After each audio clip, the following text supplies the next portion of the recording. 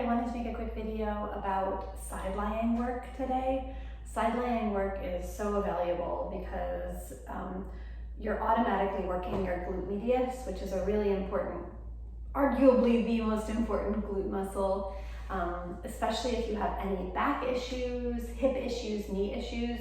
The glute medius is absolutely pivotal for holding your knee in place, keeping your back strong, and of course holding your hips strong. So really a handy position to work that muscle. I also find that working my abs in side lying is always more intense than almost anywhere else. Maybe intense is the wrong word. Not so much intense, it's just I absolutely know I'm working my abs.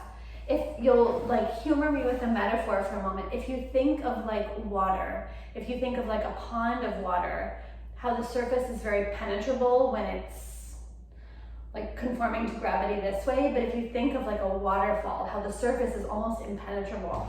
Similarly, when you engage your abs side lying, you can really feel if you've got the abs going on here. If my abs are really firm under my fingertips, and I'm palpating just inside of my hip bone, I really know I've got them on. Whereas on my back, it's they kind of come and go. I've got to be super deliberate and holding on tight to check that I'm working my abs when on my back. On my side, it's crystal clear.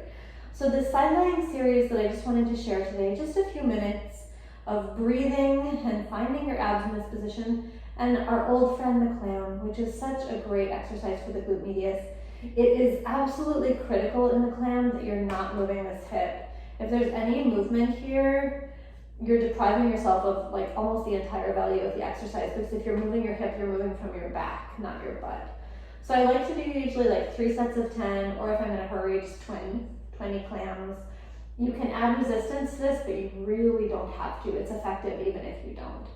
So just starting to feel a little bit of that burn in my butt. What I'm doing, I probably could be more stable here, honestly. What I'm doing is I'm just taking my bottom forearm underneath my head and kind of making a fist here.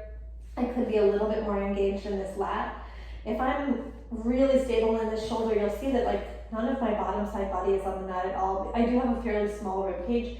If you have a larger rib cage, it might be touching the mat. And it depends a little bit on the width of the shoulders. And my bum is really burning now, so I'm kind of right at the end of my clams. If you wanted, you could add all kinds of leg lifts here, but I'm going to keep it fairly simple today, so I'm not going to add lifts today. But if you want more butt work, feel free. Because I wanted to share a little bit about side planking, because again, kind of 2 birds with 1 stone. For side planking, we're working the shoulder, but we're also getting a really yummy stretch here when you soften down towards the ground. This stretch is especially amazing if you have a C-section scar, because it's actually pulling on this fascia.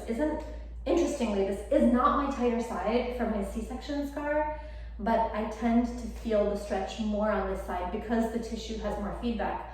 On my tight side, it almost doesn't feel like a stretch because it's so rigid. So I'm just dropping into the stretch, and then I'm pushing back up into a stable shoulder, just in preparation for my side plank. Dropping into the stretch, pushing up into a stable shoulder. For side planking, I am careful to line up my elbow, hips, and my knees. So I'm not in the same position that I was for clams. For clams, I'm lining up feet and hips, as opposed to knees and hips. So just dropping into the stretch and pushing away. And then I'm gonna lift my hips 10 times. 10, 9, 8. So getting a lot more work through the shoulder and through the obliques. 7, even a little bit of bottom glute. 6, 5, 4, 3, 2, and 1. So this whole series is just laying an incredible foundation for stable shoulders, stable hips, and abs. What more could you need?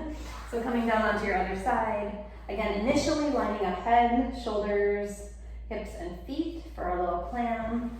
A little bit more stability to that bottom shoulder. It's not the end of the world if you're collapsed here, but it is, of course, when things are in perfect alignment, you always are going to be working better. 3, and again, palpating with my fingers. How are the abs doing? They always work better here in my experience. 4, 5, 6, 7, 8. I think I'll go for another set of 10 because I'm feeling it, but it could go a little bit stronger. This series is a great thing to do at any point in the day. It's It's never like, it's not gonna hype you up if you do it at bedtime. And if your glutes are feeling a little bit like moody or gnarly, it's kind of a nice way to cue them properly. First thing in the morning, great way to set up your day. It's kind of a little bit of a mellow series, but not restorative by any stretch of the imagination.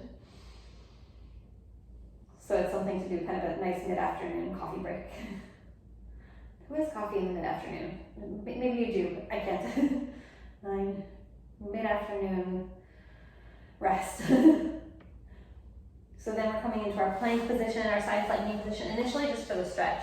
So I'm sinking and pressing and sinking, pressing. Getting this stretch in my, on this side it mostly registers in my shoulder. I know that it's pulling here, but again, it's so tight that I don't feel it. And that's pretty normal if you have a C-section, like one side of your scar is often more tight than the other side, or sometimes even medially. And then we're setting up for a side plank, which means knees a little bit further backwards and lifting. 10, 9, 8, doesn't really matter where the top arm is, 7, and sometimes you'll have to reset a little bit, 6, 5, really engaging the bottom elbow into the ground, 4, 3,